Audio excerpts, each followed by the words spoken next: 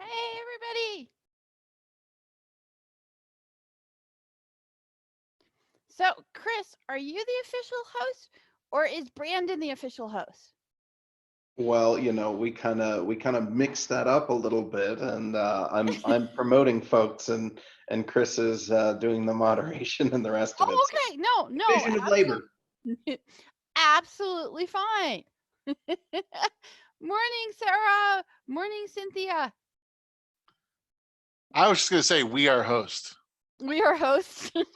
Okay. That's a Borg thing, right?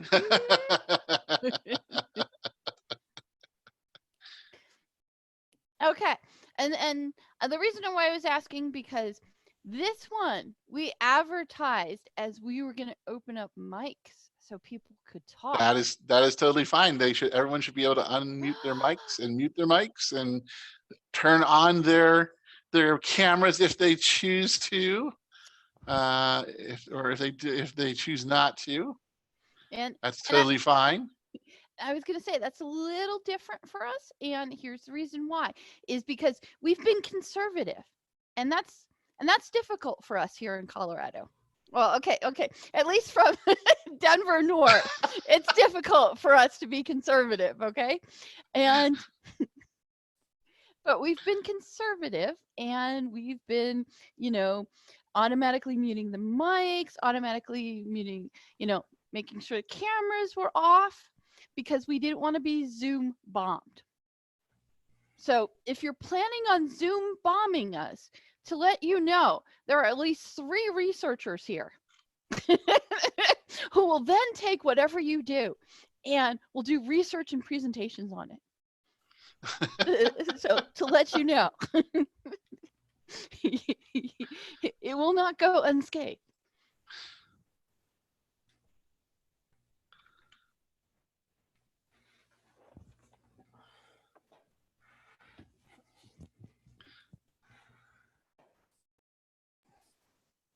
Okay, we got about a minute, and Remi, if you'd like to test your mic, and Brent, if you'd like to test your mics, go ahead and feel free to. Yep. Hi, everybody. This is Brent. Hey, Brent. Good morning, everybody. My name is Remi, Kalir. It's great to be here. I hope you can all hear me okay. So I'm assuming I have screen share privileges. Yes, you do. Okay. Let's see. Let me go ahead and go over there. Present. Okay. Are you seeing? Is everybody seeing something that looks kind of like a slideshow or not yet? Yes. Okay. Yes, I am.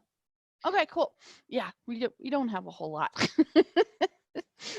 because we really want to go ahead and make this, we want to make this a discussion. And so I would say just be ready to go ahead and type in chat or go ahead and oh, and Gina, I apologize. Plenty of non-conservative voices south of Denver. LOL. Yes. Just me being bad. I would say that a better term would be saying that the conference was being risk adverse. Okay, the conference we've been risk adverse. Okay, that's less politically charged. Okay, yes, we can go ahead with that. Thank you for coming to our e-learning consortium of Colorado annual conference, and I am going to ask my 2 professors to introduce themselves, starting with Remi. Well, yeah, and Kay, again, thank you so much. Chris, thank you. It is really a pleasure to join everyone this morning. My name is Remi Kalir. I'm an assistant professor of learning design and technology at the University of Colorado in Denver, and it's really an honor to be with so many dear friends and colleagues this morning. I'll keep it there, but again, a big thanks to Kay, particularly last minute, for reaching out amidst everything that's going on and inviting me to join. It's really an honor to be here. And I'm Brent Wilson. I'm one of Remi's colleagues at CU Denver. We're in the learning design and technology program. We have master's, doctoral programs, as well as undergraduate students. And I've been here in Colorado for 33 plus years, and will be actually retiring end of May. And I'm not sure how active professionally I'll be, but I'll still hope to be connected with the university system. So my areas of expertise are instructional design, learning design. 2 or 3 years ago, I did a keynote at the Breckenridge conference. So some of you may remember me from that. Okay, and I'd just like to welcome Remi and Brent and get to our discussion. Now, this discussion really came out of, like, first of all, Brent sending me an email and going, let's look at trauma disruption in care, especially with what's happening now with everyone going remote, everybody being locked down, everybody being in this kind of this unprecedented situation that we have never had before. And the other thing is, I don't know if anybody else follows Remi on Twitter. You should. The thing about it is he has been tweeting out all these different things, and like the one that really hit me, I think, was around like March 23rd or so, where everybody was doing the hashtag remote learning, hashtag online learning, hashtag pivot learning, and then Remi put out this tweet going, yeah, all these hashtags, and I'm paraphrasing, yeah, all these hashtags, but it's really about the students. It's really about caring about the students. And even with what Brandon put in the discussion, you know, what about self-care? and if you're not reading the chat, you should also have chat up, because we're putting a lot there in the back channel. So we want to have a discussion here with everybody. So I think we'll just start it out with the first discussion question, and then I know Remi and Brent found some like great links and articles we can take a look at. But our first question is, and you can either grab the mic or you can get on the text chat. But how is everyone? How are you guys doing?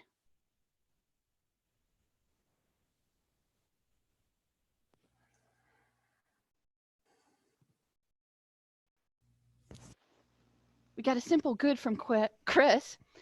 Overwhelmed, missing face-to-face time with my students. Yeah, that really makes a difference. Stress with small children at home. Students are paralyzed. Maria Cage making our way. Side gig, regular gig, conference. Brandon saying that. And Brandon, one of the conference committee organizers. Yes. Worried about special education students. Online all the time. Learning new techniques. Online. Small children. Morale is low.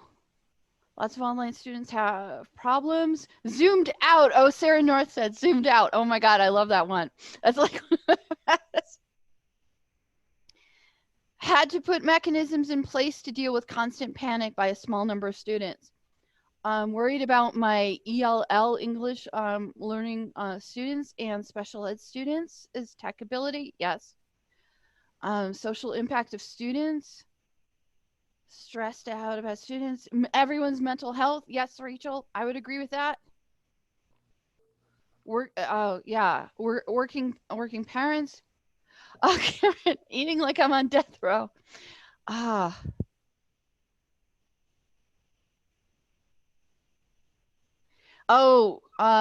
Christopher brought up proctoring. Questions, is it okay to use Zoom to have a group of meeting with classes for CCC online? Yeah, we're having loads and loads of questions about this. So Remi, why don't we have you answer that question first? How are you doing? I'll be quite frank. First of all, I mean, I like in the moment, like right now, I'm seeing a lot of beautiful faces, friends, colleagues who mean a lot to me in my life right now. Shout outs to people like Robin and Susan, Kay, certainly you for bringing this here. It's great to be again with colleagues like Brent. So this is like in the moment, this is really lovely and beautiful. Like right now at 10:07 Mountain Time. To be quite frank though, like I'm just constantly pinballing and like back and forth these days. And that might be the case with a lot of people. I'll get an email from a student or from a colleague. Maybe someone is sick, or in the worst of cases, I'm only 1 degree removed from people who have passed away. People have lost jobs. And this is a daily thing now for me. And so as an educator, I'm challenged to think about how to respond productively in those moments. And I'm also trying to be very aware that, again, from minute to minute or hour to hour, my own emotional register these days is incredibly varied. And that's a little atypical for me. I'm usually a little bit more even keeled, just, day in and day out. Even with a 10-month-old at home, I'm just a little bit more even keeled. And I see my colleague Brent's laughing because about 24 hours ago, he and I were in a meeting and I was just like losing it. I was like yelling and screaming and complaining and probably not being the best colleague to my colleagues who I care a lot about.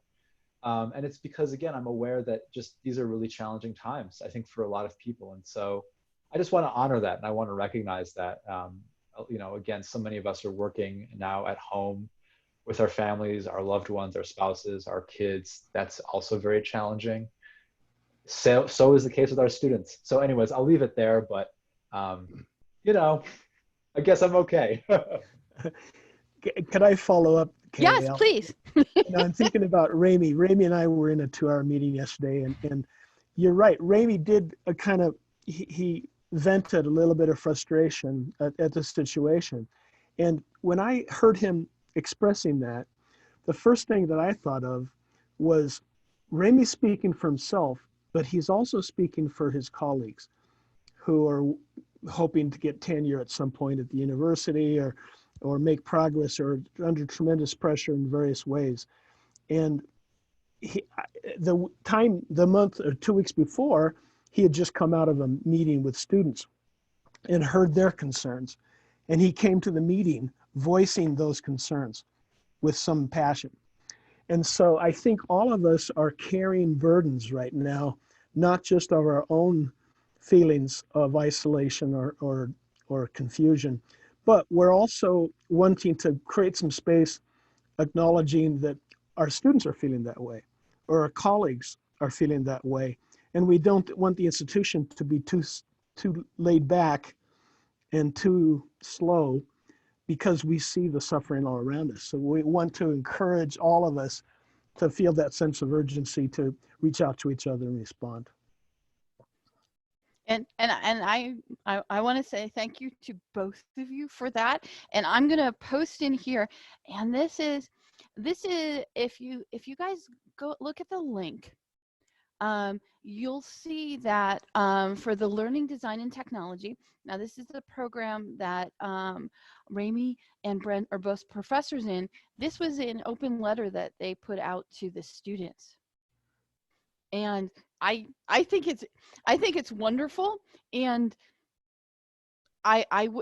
we've had, where I'm at the community college, our president has put out things, but I love the fact that as a department that this went out to students also.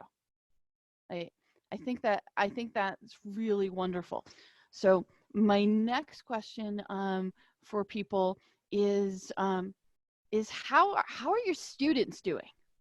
Some of you already put that in there, but really, how are your students doing at this point in time? And I'll tell you a little bit about my students too. And if anybody wants to add anything to like a Google Doc, our Google Doc is there.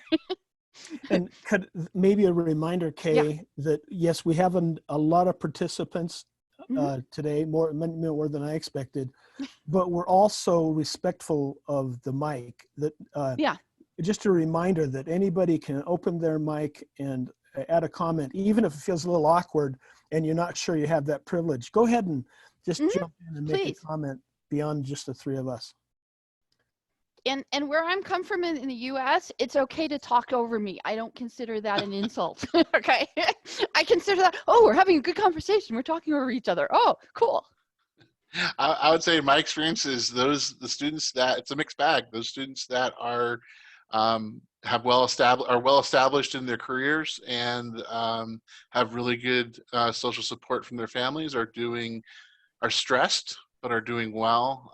Those students that that do not have that solid support, that do not have that firmly established career, they are really struggling. They're struggling with the remote learning. They're struggling in their online classes. It's a lot of students are they're calling in. What's interesting is we're getting calls from students about issues in courses, but when we start talking to them, we find out it's not really about the course.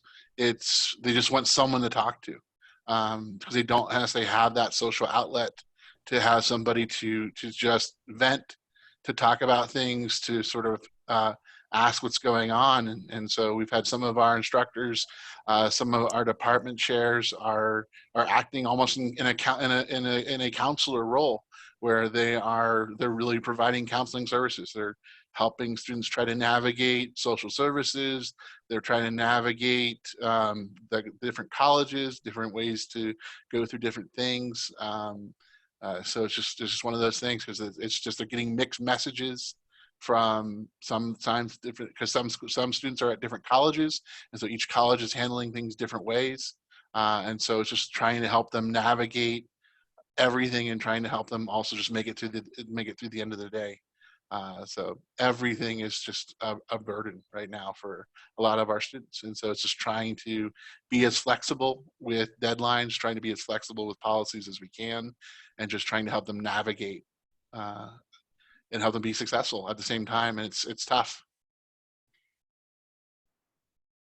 I just wanted to briefly comment, and maybe this will open it up for questions and some commentary from Remi and Brent, but I oversee a large K through 12 program in Aurora Public Schools. We have about 1,100 students, and we experienced our first parent COVID death. So we have a group of 3 boys that have lost a parent this past week, and that's had a pretty big ripple effect across one of our sites. And then I'm seeing sort of a difference between teachers who are very content driven. They really are committed to trying to make learning happen.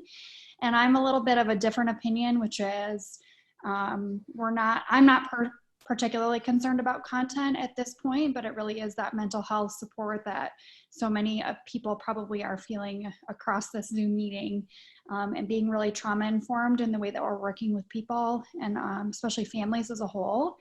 So that's been really eye-opening, is to try and shift teachers away from thinking about content and more about connections with students.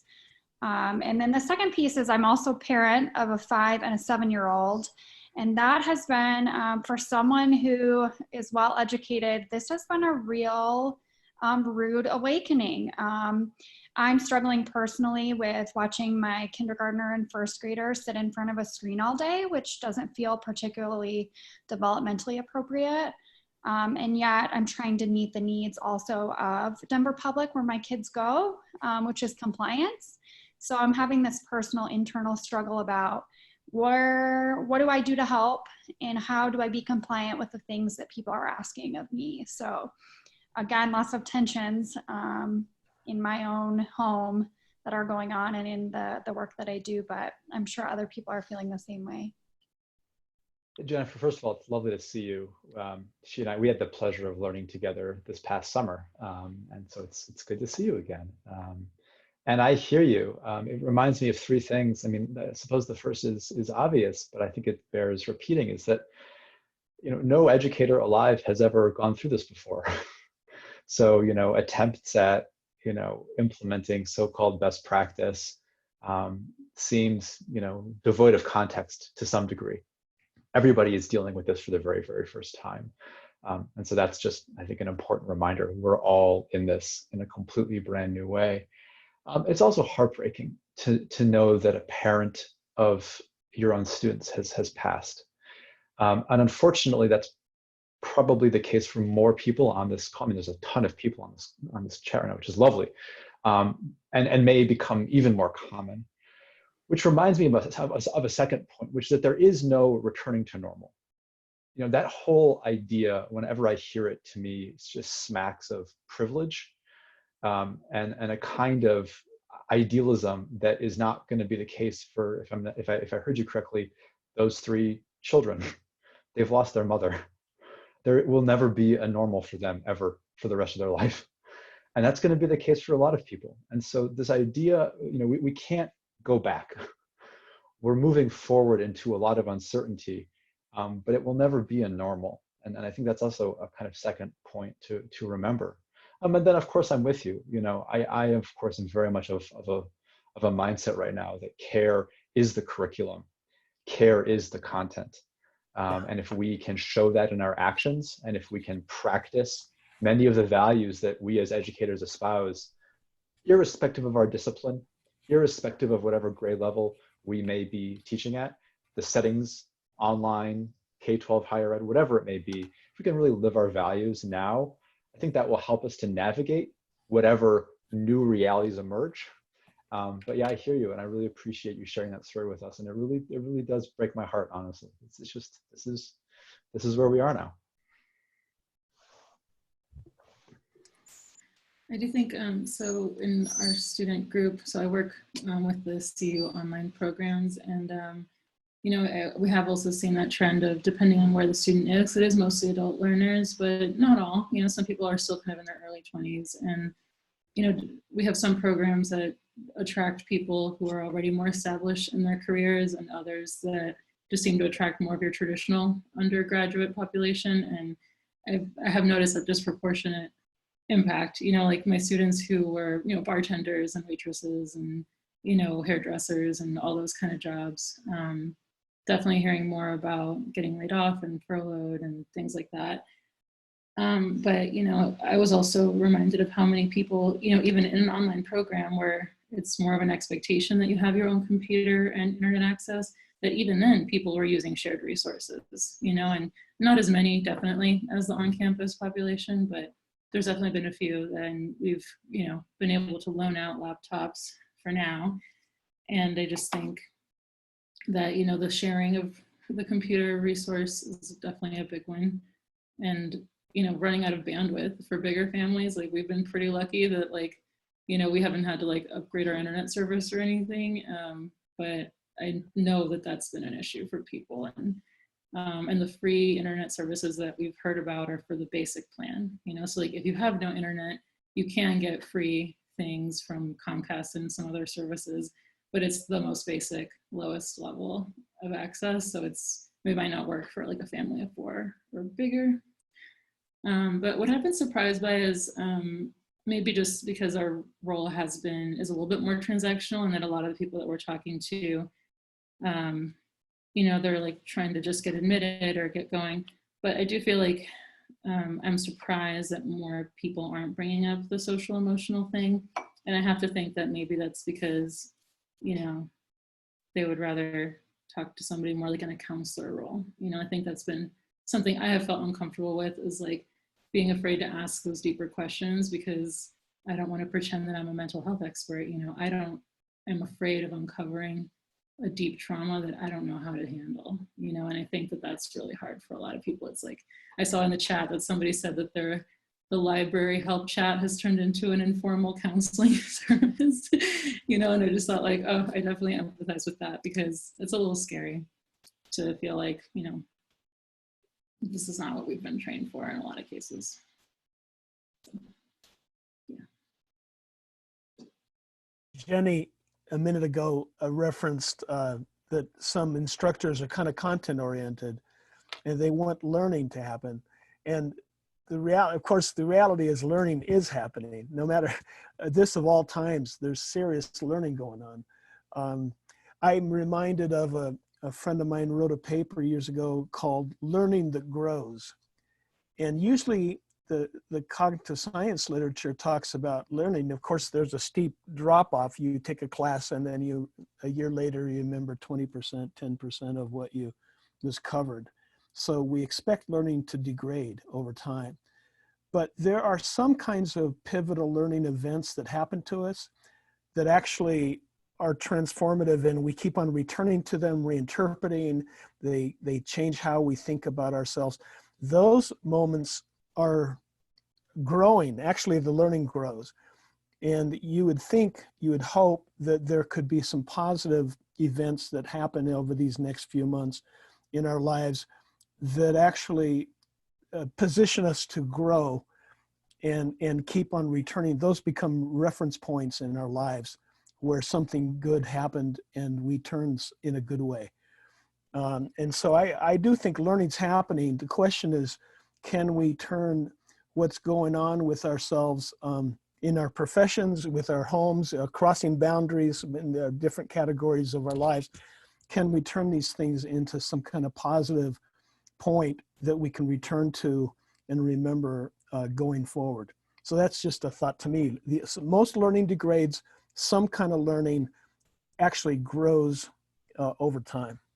Brent, that's such a beautiful point, and it reminds me of something I've been really thinking about a lot recently, and this might resonate with some folks. We're typically used to the sense of time, and Brent talks about learning growing through the idea of chronology, chronos.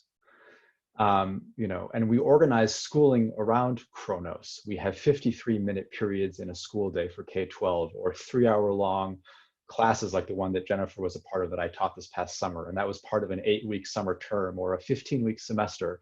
And you have 12 years in someone's progression through high school. And then you have maybe 4 years of college. And the idea of schooling is very much tied to chronos, chronology.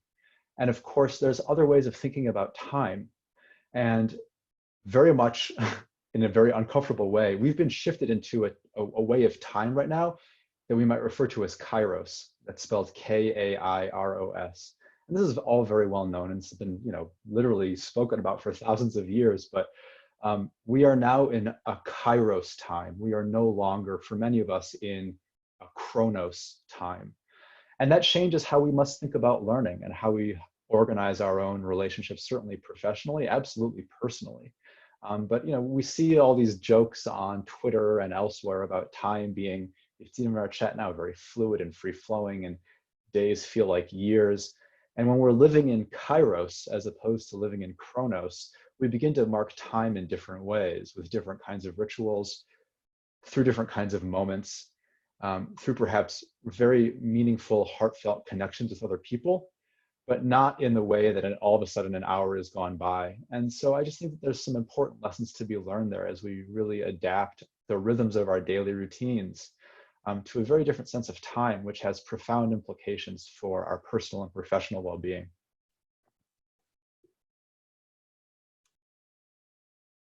And I just went ahead and put Kairos, the wiki quote portion of it, in there so people could look at that quickly.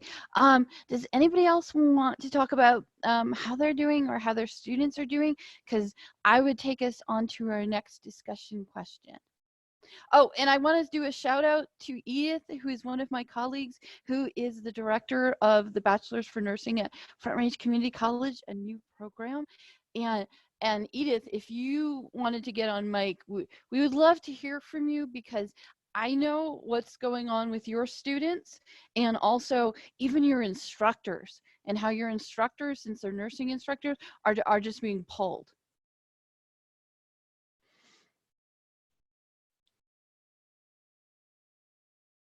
And then Jennifer just asked a question. So what does trauma-informed teaching look like in distance ed? Especially for K-12. Yeah.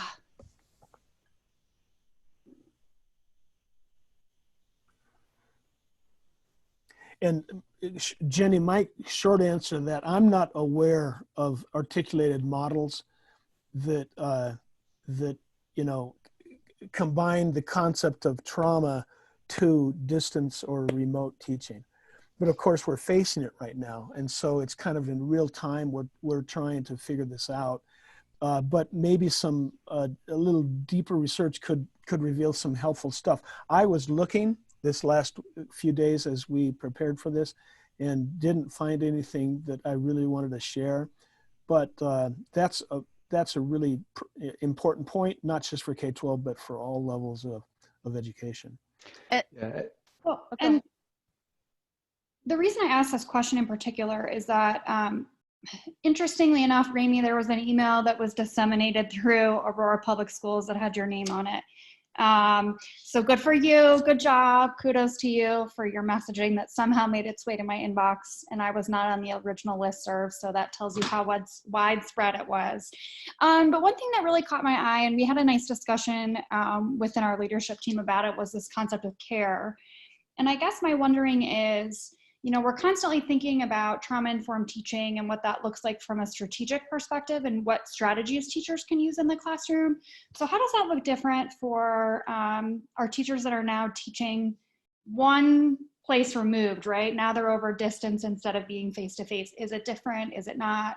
And what kind of messaging would you offer to a large group of teachers like the one I have about what kinds of things they can be doing that are really supportive of kids at this time?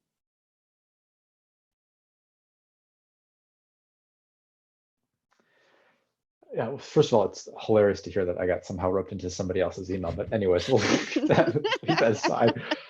You know, I've been seeing some really lovely examples, and I should mention that, you know, I'm speaking of being one step removed. I'm certainly one, if not two steps removed from my days as a K-12 teacher, and so please take everything that I say in that respect with a grain of salt. I did begin my career in a middle school classroom, and I miss those days a lot. And so as I'm seeing educators maintain certain routines, those to me may be points of real hope and connection at this point in time.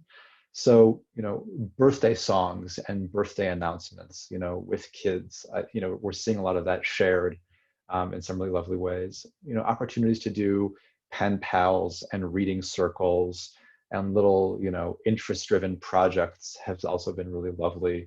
You know, reading about a lot of projects that allow, you know, families to connect in deep ways, whether it's through playing games or gardening or cooking, and then educators who are able to curate some of those moments so that people are able to see a little bit about what is happening in people's homes in these ways.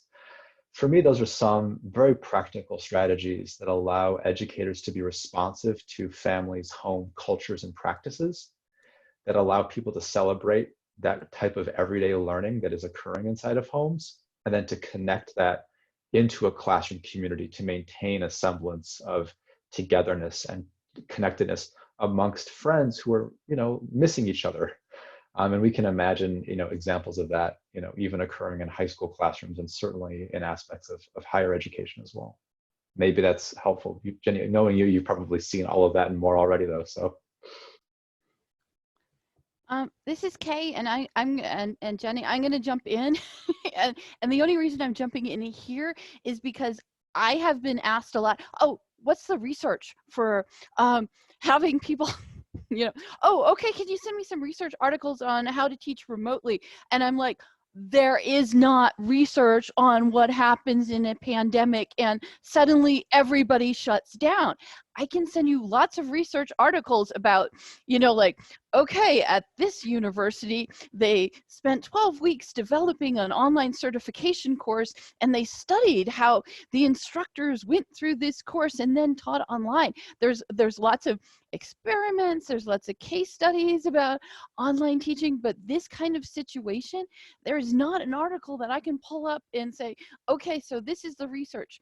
Or I think a lot of you might have been seeing best practices like all the time, and they're showing up on Twitter, they're going through emails and stuff like that, and it's almost like there's too many of those.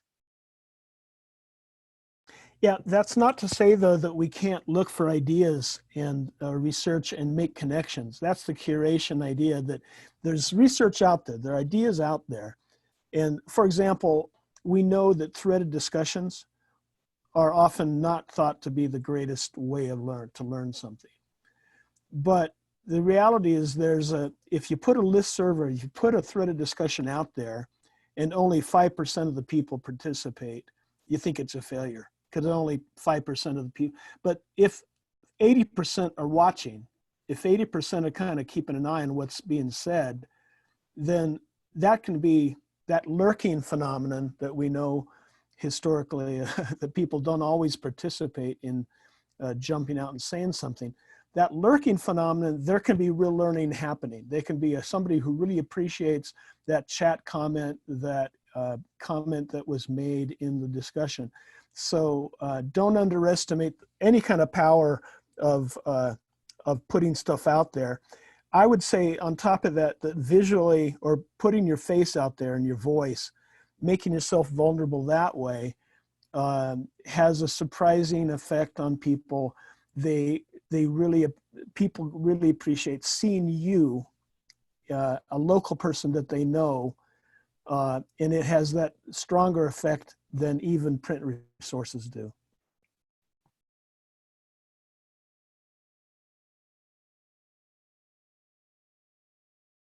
And I'm So just going to put, oh, go ahead, please. Oh, I'm sorry, Kay. No, go ahead. I was just gonna say I'm gonna speak a little bit just for early education, because I can really touch on what Jennifer is talking about.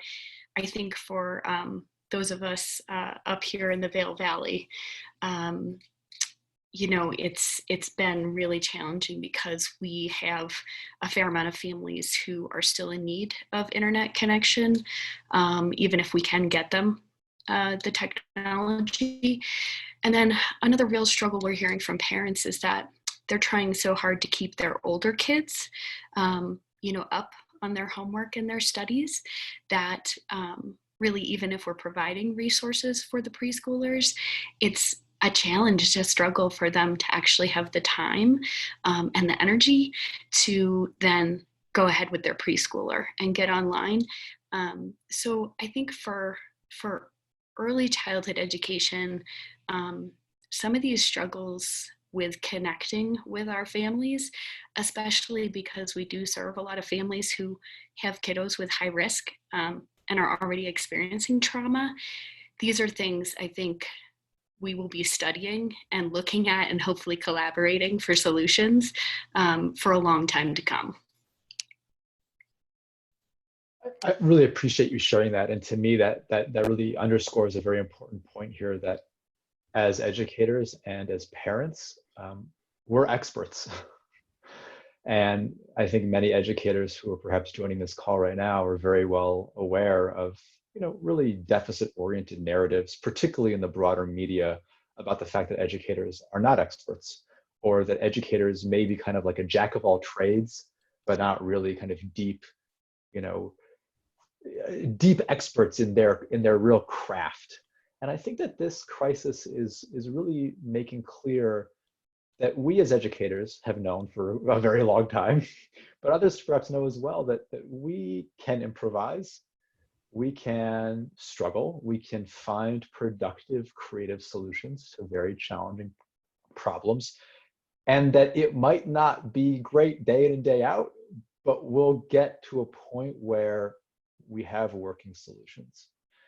And so in some respects, you know, what makes me pretty hopeful, at least day in and day out, is that I'm seeing educators working really damn hard right now, whether it's in their own homes with their own kids, or it's again to try and create the kind of strategies that we're talking about here to make it work. And the last thing I'll say before I shut myself up is, you know, right now there's a lot of discourse, deservedly so, whether or not we perhaps like the metaphor of, you know, medical professionals, doctors, nurses, EMTs being on the front lines of the current pandemic. And you know, that war metaphor is perhaps something that we should trouble, but there's no doubt that first responders in the medical professional are bearing the incredible burden right now. There's no doubt in my mind that the second and third waves of this crisis will impact formal and informal learning and our education institutions for years to come, particularly for our most vulnerable and structurally disadvantaged students, which is to suggest that educators will very much be on those quote unquote front lines for years to come, trying to support the robust learning of students whose education formally, again, and perhaps informally, has been disrupted by this crisis. And so I have great hope that educators will not only be up to the task, but will find those creative solutions. And will be doing this work for a very long time. And that makes me hopeful. And this is Kay. I just put like it will probably be our last question. Time I skipped one in our list, but times of trauma and stress can shut down short-term learning short-term, but longer-term can transform identities and relationships in positive ways. How can we minimize the former and facilitate the latter? And I just want to do a call out into chat to Francis and Edith. Francis has been bringing up what about students in group homes? Foster kids, and I'm going to use an informal term, even couch kids, kids that don't have the parental support there. What's happening with them? And I can tell you from the last conference that I went to in our field with educational technology, like almost no research with it when it comes to educational technology and using of computers is being done in that area for students. So thank you for bringing that up. And then Edith, you said that there was a CASA program that provides volunteers to keep in touch with students. Thank you for letting us know about that, because didn't even know about that. So I'll be quiet now so people, you can answer the last question or somebody else can get on mic.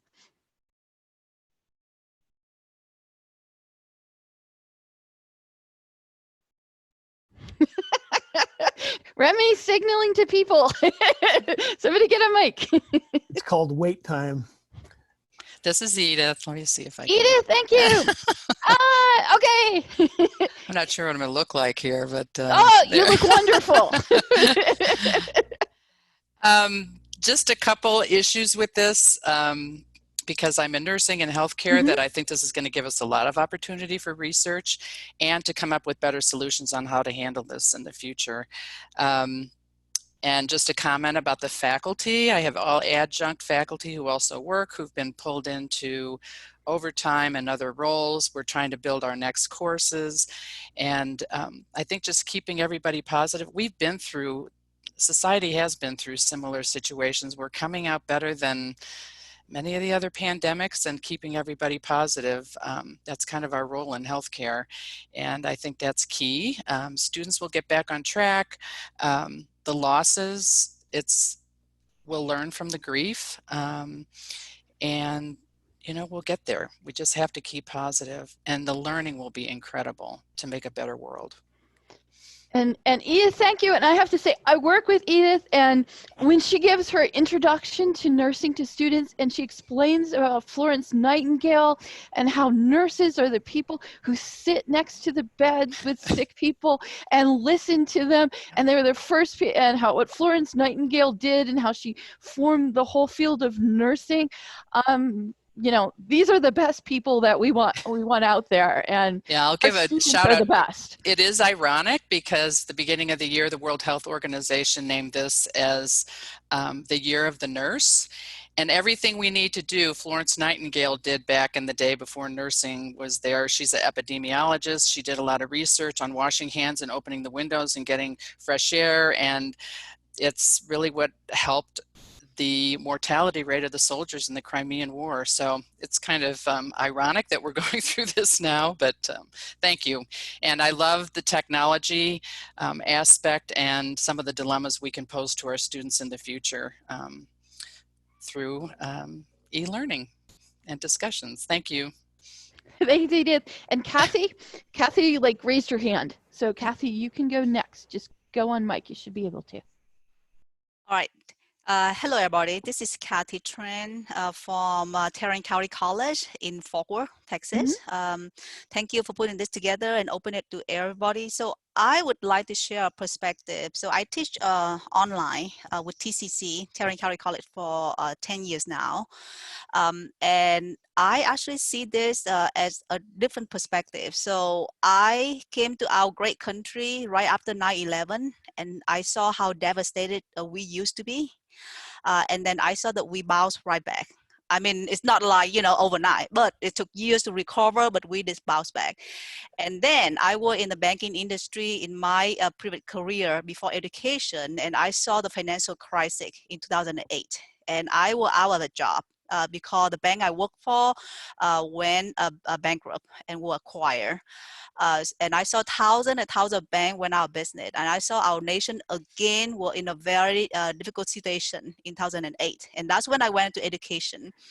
And my point to you guys is I'm not trying to compare those two events with this current event, because this current event is worldwide. It's not one particular country, it's the entire world. So it's in a way worse magnitude than ever happened before. But what I saw is I saw the resiliencies of our country. I saw that people come together, and I saw that we will overcome this. So that was the first thing that I see, that I think that, we will be better and be stronger. Another thing that I see with my own eyes is I saw that people had to change their way of life to adapt to the situation. So what I meant by that is I teach business, and I have relationships with a lot of people who own business, and they never care about online. They're not on Facebook. They're not doing this. They're not doing that. They never touch computer because they used to their way of life and doing things the old way. And now they have to force themselves to learn how to do it a different way. And I see that as a better way. Like I talked with the president of a chamber of commerce, and she's like, Kathy, for 20 years, I never had to do computer stuff. Like, I don't even know how to do FaceTime.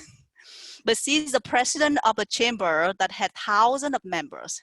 And now she had to learn how to do FaceTime. She had to learn how to do Zoom. She had to learn how to do all that, just so that she can serve her members. And I see a lot of people, even though as society evolving and technology evolving, I saw that they still behind, because they use it the old way. And this forced them to have to keep up with the society. So that's my perspective. So I'm not saying this is good. This is a horrible event, but again, we can choose to see how horrible it is and cry and whip ourselves to death, or we can choose how it can turn out to be better. So that is just my perspective, and that's it. Thank you, Kay, for letting me have an opportunity. Kathy, thanks so much. I really appreciate hearing from you. And it's a reminder that, yes, I think there are some really important technical skills. Again, we're educators. We're all here in this incredibly large Zoom session. We're all kind of bouncing ideas back and forth. And I agree. I think, educators, we will reskill in some ways, students as well. And I'll also offer this as perhaps my kind of slightly different perspective that was inspired, Kathy, by what you said. As much as I'm interested in new technical skills, I think at this point I'm really most interested in a lot of the new kind of emotional skills and kind of social connection skills that will come out of this as well. I think there are a lot of things that I don't know about how to connect to other people, honestly. In this new time, I think there's a lot of things that I'm learning about how to build community in new ways. There's a lot of skills that are of a different kind of register, a different kind of tenor than some of the technical skills where, again, we can go and find a guide for things like, how to keep 120 people in a Zoom call and have a productive chat and conversation.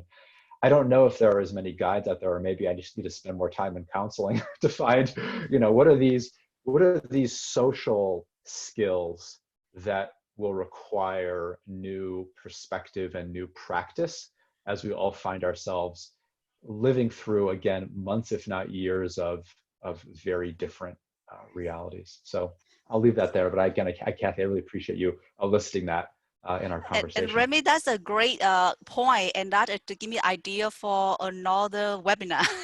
And I'm happy to put it together if I have time. Because like I said, I've been teaching online for 10 years now. And not even before the online teaching, I was an immigrant to our great country in 2002. So I didn't know anybody. So I had to be really good with the online. And that's how I connect and build my community. So to give you an example, I mean, my last 2 jobs in banking, I never applied for it because I have great profile online. So recruiter will reach out to me and recruit me. And then I will be able to build a very a good and engaging online community with my students. So I don't know, there's a lot of like book or whatnot out there that can help you guys with that, but they're definitely a way. And I love face-to-face and in-person community. Don't get me wrong. I will be the one who go to event after event after event until I have kids, and then they need me to stay at home. But online is also can be very important and can be very engaging and can be very very robust and dynamic. And what I'm trying to say is right now we don't really have a choice. I mean, we are doing this from wherever, you in Colorado, I'm in Texas, and we come together as community. And I'm sure that I will connect with you guys after this, either on LinkedIn or Facebook or whatever, or email, you know. And what I'm trying to say is there's a way to do it. It can be done. It can be robust. It can be dynamic. It can be connect people from different country, different, time zone, and bring them together. And If we're I may add something. So just very briefly. Yes, please. So, Kathy, I really like what you brought up about, you know, what you can learn from the immigrant experience. I'm also an immigrant, and my family came here, not like officially politically as refugees, but essentially from El Salvador during the Civil War. And then, you know, we also have people in our circles that have been through other natural disasters, you know, Hurricane Katrina, Hurricane Sandy, other political, you know, really hard times in other countries. And I think, you know, that message of resilience, I think, is so much more valuable than the panic. You know, like nothing will ever be the same. Yeah, you know, but that doesn't mean you're never going to be happy again. You know, it doesn't mean you're never going to find a new way to do it. So to me, that was really important. And I think what's hard is that usually in times of those trauma, we get together as a way of coping. So that's what's unique about this. So I don't know, but I think, you know, I was reminiscing with my family and they were kind of being panicky, and I was like, you have all been through worse. Like, you've lived through war, you know, like, we're going to be okay. And I think just, you know, if you happen to know people in your life that have been through really big, rough times, it's a good time to ask, how did you get through it?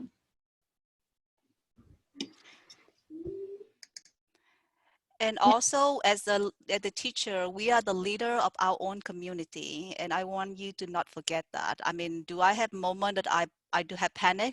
Yes, I think I had my first panic when I found out I couldn't find any toilet paper anywhere I go. It sounds really silly, but it's really happened. I think I circled around my Costco for 3 times and I couldn't find toilet paper. And I'm like, what are we going to do? And that's when I had my panic. But again, when I come home, I really try to remember is that, I mean, I have 2 young kids, like a lot of you guys do. And of course, we had to hold it together.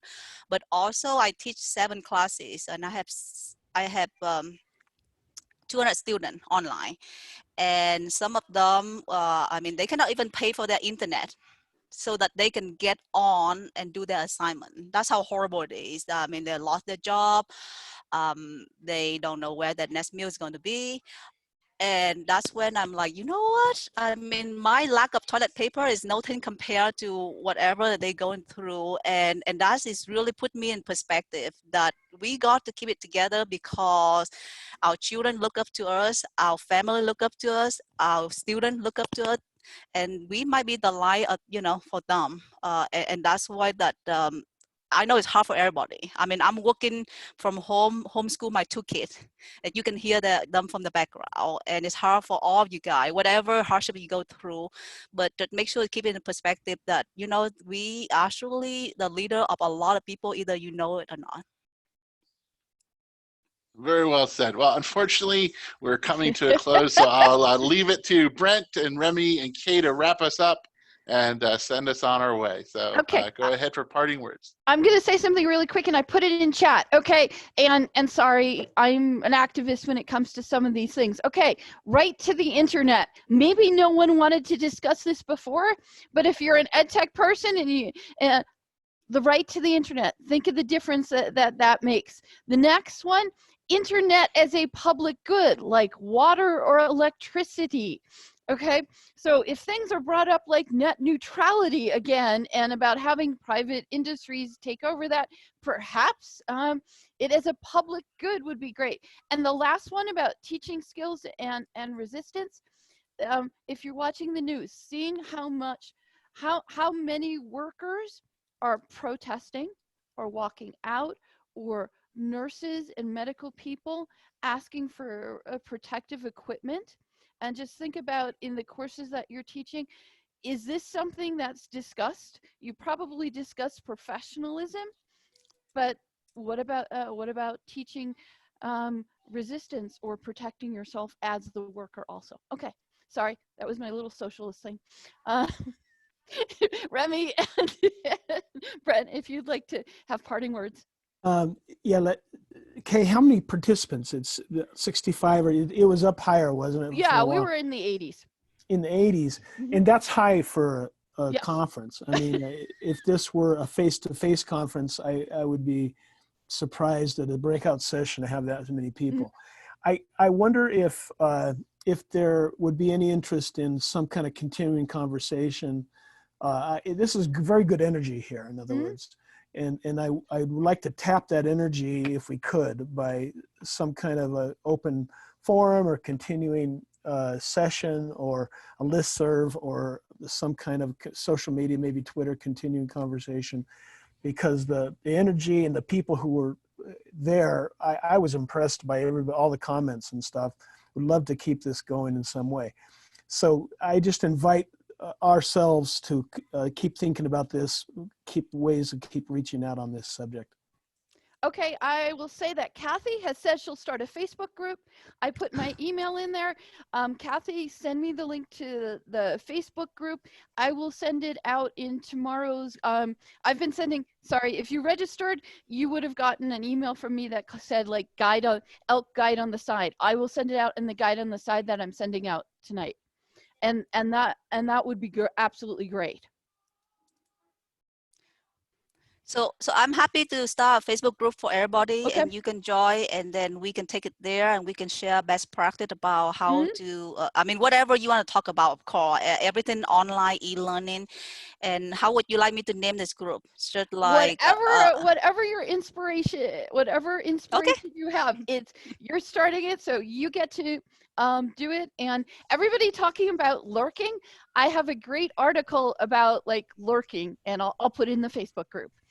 Not one I wrote, one my former professor wrote. That's really good. Remi, do you want to take? I was gonna say some of us, myself included, may not be on Facebook for all kinds of reasons. Which is all just to say that like I am on Twitter. I'm easy enough to find. Actually, that's my handle in the little name thing there. But it's perhaps most importantly, it's really an honor to like be brought into a digital space with mostly a lot of strangers, and then again some very dear friends, and then have such a deep, resonant conversation. I think that says a lot about the need for this type of social connection. And the need to be vulnerable and open and trusting among strangers, as hard and as risky for many people as that may be.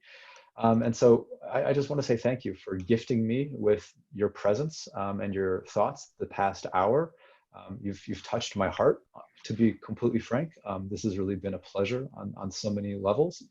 And I hope that these types of conversations are, whether it's in your family or among your colleagues or in a broader digital space like this, that they become the kind of sustaining energy that continues to bring us forward in these very trying times. So just thank you again, particularly the UK for reaching out last minute and inviting me into this. And for that, I'm really grateful. And to all of you for joining us. So thank you so much.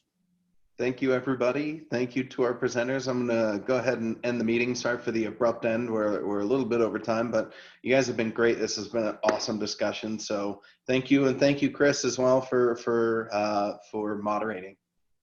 Bye-bye. Bye, everybody. See ya.